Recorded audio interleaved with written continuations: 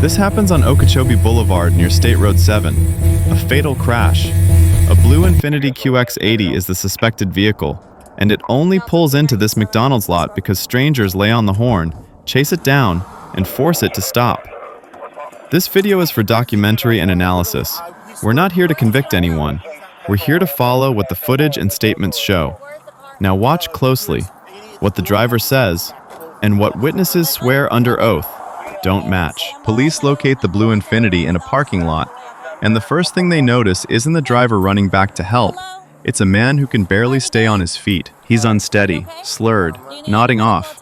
The officer seats him in the patrol car, not to interrogate him, but because he looks like he might collapse. I'll be with you in a second, okay? Is that your vehicle, the blue Infiniti? Do you have your weapon on you? No. This is your CCW, okay? Oh, Yeah. Driver's license right there.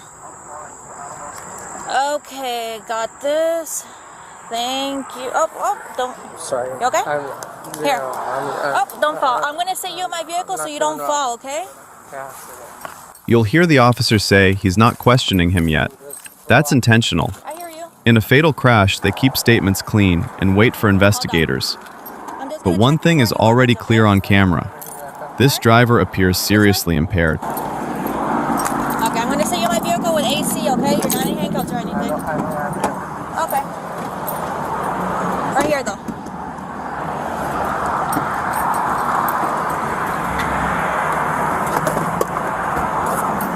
Yes, sir.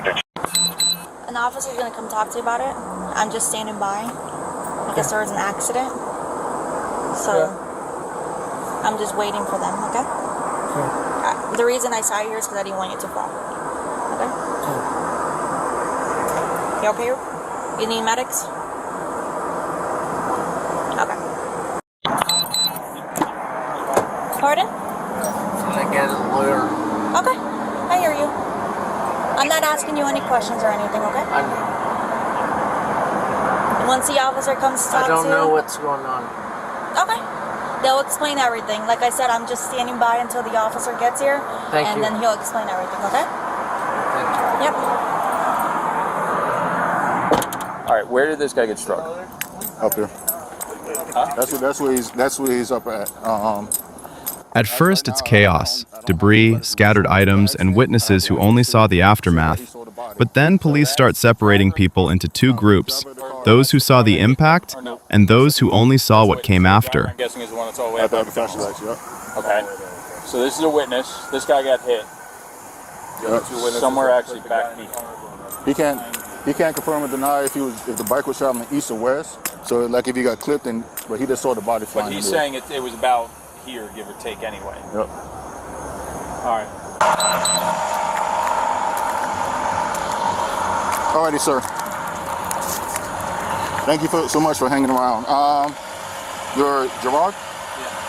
He didn't see the exact moment the cyclist got hit. Okay. He sees what he thinks is debris, and then the horrifying realization hits that debris is a person. Ask you what happened. I'm going to give him a call, and then I'm going to see if I can release you because I have your information, okay?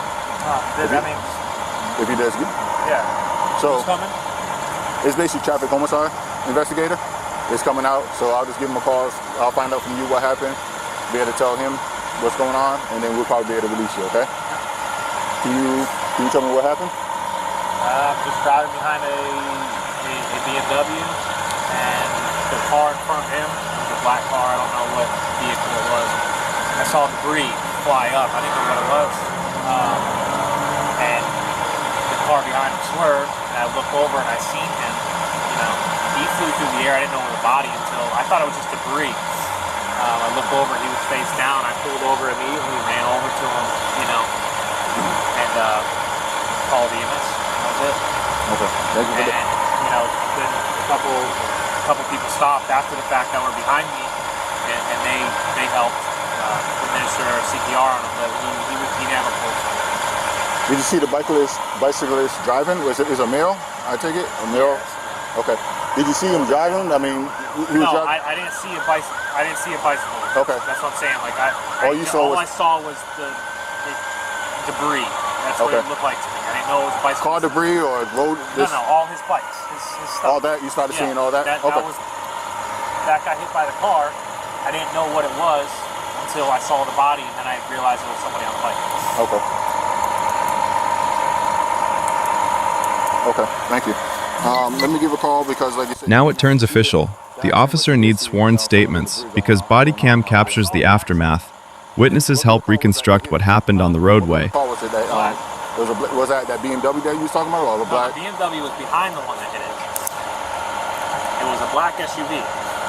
Okay. Which lane were you guys in? Like this lane right here? Okay.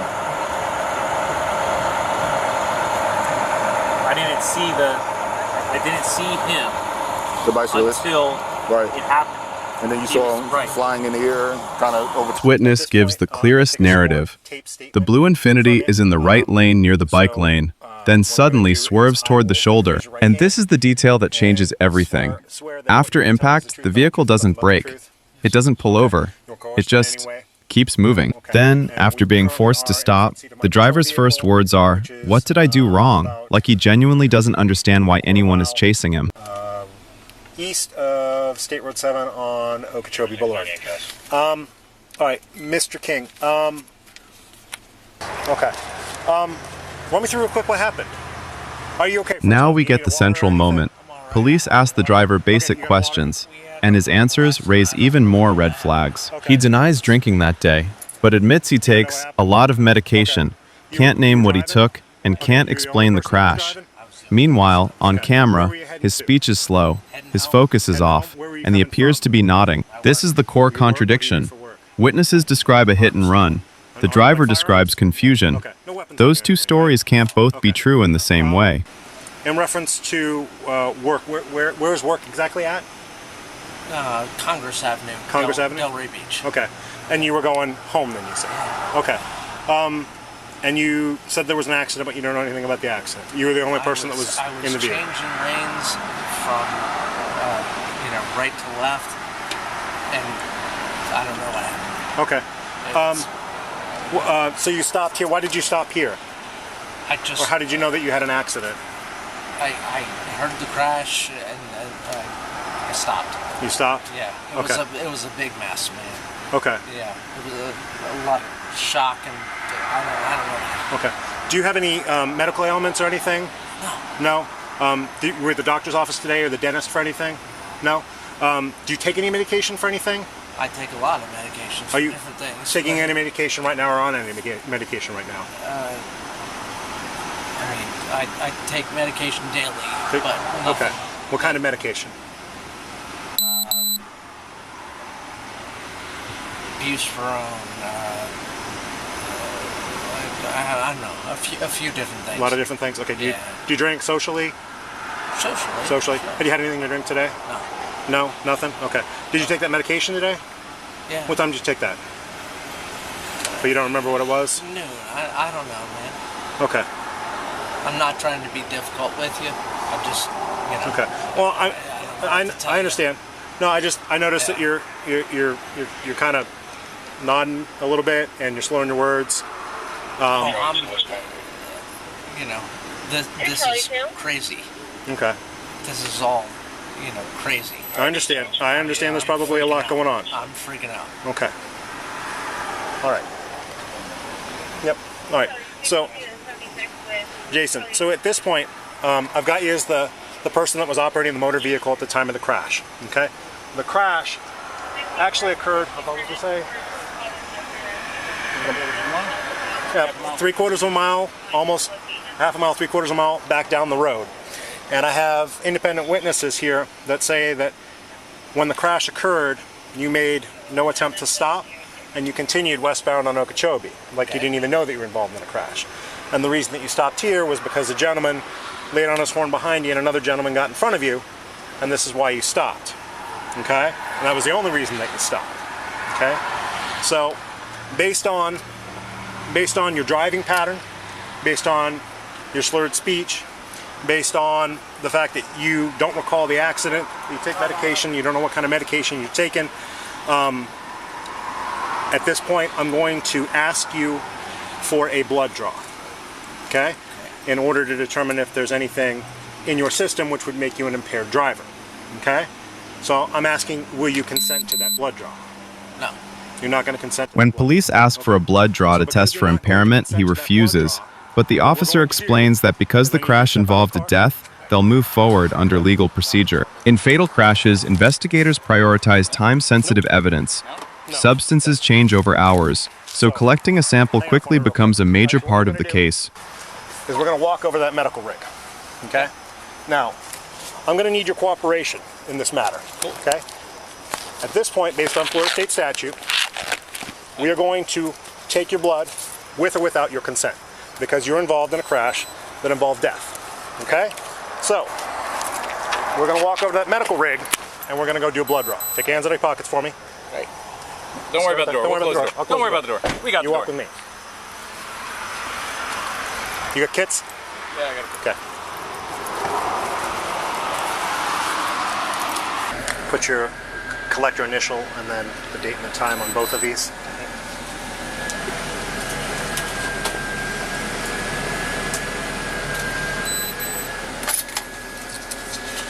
That way then I can just seal this up and be done. That way then I can just seal this up and be done. Yeah. I have to. All right, Jason. All right, so... Then the investigation formally shifts into a criminal process. Miranda is read. He asks for a lawyer and questioning stops. But the big question remains. If he truly didn't know what happened, why did witnesses have to force him to stop at all? Reference to an accident that occurred on Okeechobee, in which you were driving a blue Infinity. At this point, before I ask you any questions, I'm going to read this to you, okay? So, I'm required to warn you before any statement that you have the following constitutional rights. Number one, you have the right to remain silent and not answer any questions. You understand, yes or no? Yes. Yes, okay. You have the right to the presence of a lawyer of your choice before you make any statement and during questioning. Do you understand? Yes. Yes, okay. If you cannot afford a lawyer, you're entitled to the presence of a court-appointed lawyer before you make any statement and during any questioning. Do you understand? Yes. Yes, okay. Any statement can and may be used against you in a court of law. Do you understand? Yes. Okay. Any statement you make must be freely and voluntarily given. Do you understand? Yes. Yes, okay. If at any time during the interview you do not wish to answer any question, you are privileged to remain silent. Do you understand? Yes. Okay. You can make no threats or promises to induce you of a statement. This must be of your own free will. Do you understand? Yes. Yes, okay. Now that you understand your Miranda rights, do you want to talk to me about what happened at the accident? I'd like to have a lawyer present. Okay. You want a lawyer before you answer Yeah. any questions? Yeah. Okay. All right. At that time, it's going to end my question.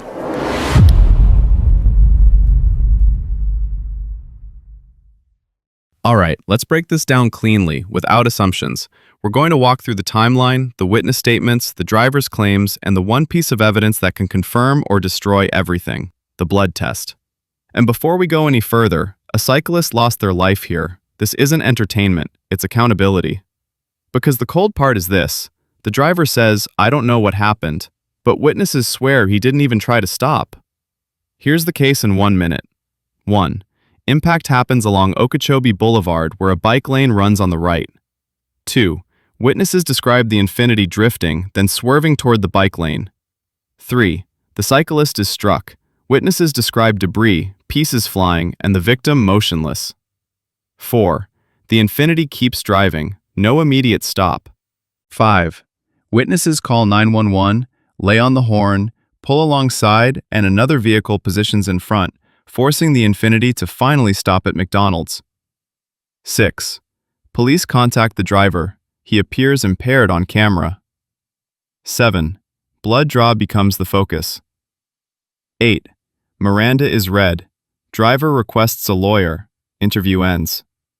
So the question isn't, was there a crash? The question is, why does the vehicle keep going like nothing happened? The strongest part of this footage is the sworn testimony, because Bodycam starts after the fact. Witness number 1 describes the Infinity in the right lane near the bike lane, then a sudden drift into the bike lane and a strike, followed by something huge. The vehicle doesn't stop.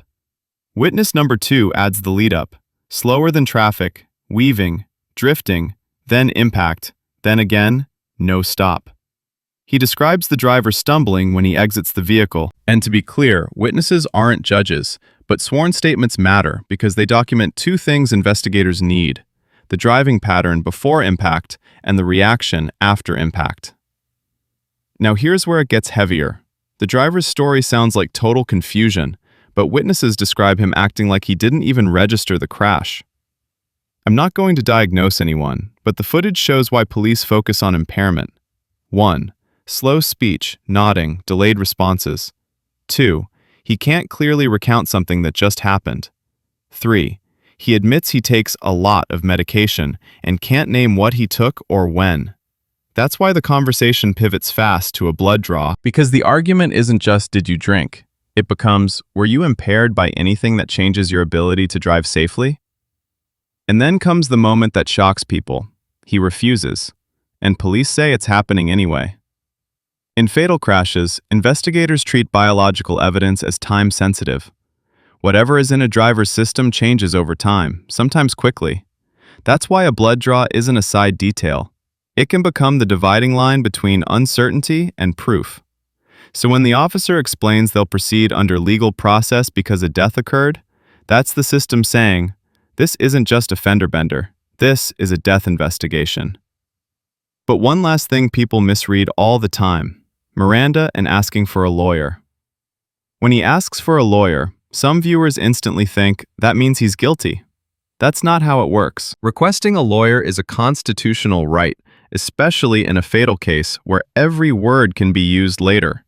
The important part isn't the silence, it's what's already documented, sworn witness statements, the driving narrative, and the visible impairment cues on camera. 3 takeaways, just based on what we see here. Lesson 1. Impairment isn't always just alcohol. Medications can be just as dangerous behind the wheel. Lesson 2. After any serious impact, stopping immediately matters, morally and legally. Witnesses stress that this vehicle didn't stop. That detail can change everything. Lesson 3. Ordinary people can be the difference between he got away and he's held accountable.